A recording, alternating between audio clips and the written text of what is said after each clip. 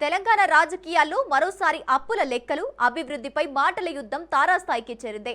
రాష్ట్ర ప్రభుత్వ అప్పుల విషయంలో బీఆర్ఎస్ నేతలు చేస్తున్న వ్యాఖ్యలను మంత్రి జూపల్లి కృష్ణారావు తీవ్రంగా తప్పుబట్టారు.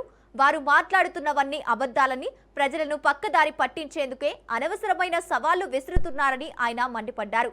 తాను చెప్పిన లెక్కలు తప్పు అని నిరూపిస్తే ఈ రోజే రాజీనామా చేస్తాను, స్పీకర్కు నా వినతి పత్రం ఇస్తాను అని జూపల్లి కృష్ణారావు సవాలు విసిరారు. రాష్ట్ర అప్పుల గురించి మాట్లాడుతున్న బీఆర్ఎస్ నేతలకు ప్రజలు ఎందుకు గద్దె దించారో తెలియదా అని ఆయన ప్రశ్నించారు. రాష్ట్రాన్ని ఇచ్చింది సోనియా గాంధీ అని, బీజేపీ వైఖరి వల్లే రాష్ట్ర ఏర్పాటులో జాప్యం జరిగిందని స్పష్టం చేశారు.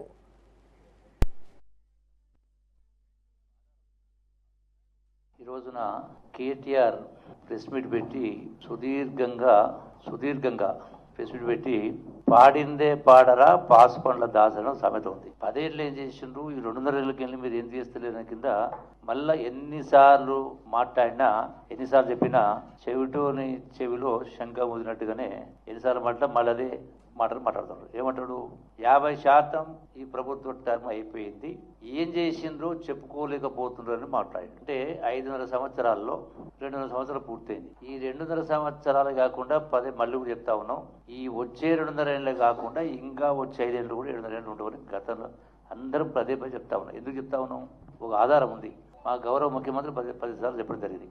తెలంగాణ ప్రపంచ చరిత్రలోనే ఎక్కడ జరిగినట్టు ఉద్యమం జరిగింది. వందలాది మంది బిడ్డలు ప్రాణత్యాగాలు చేశారు. అంతకుముందు తొలిదేశ ఉద్యమం కూడా 300 మంది కాల్పులకు గురైనారు. మరి కేసీఆర్ భక్త బృందం చాలా సందర్భాల్లో నేనే గొప్పోడిని, నేనే వీరుని, శూరుని, ఈ దేశంలో నా అంత గొప్పగా ఎవరు పరిపాలన చేయాలని చెప్పిండు. ఇంకా కొందరు జాతిపిత నేనే అని చెప్తా ఉంటారు, కేసీఆర్ కూడా చెప్తా ఉంటారు.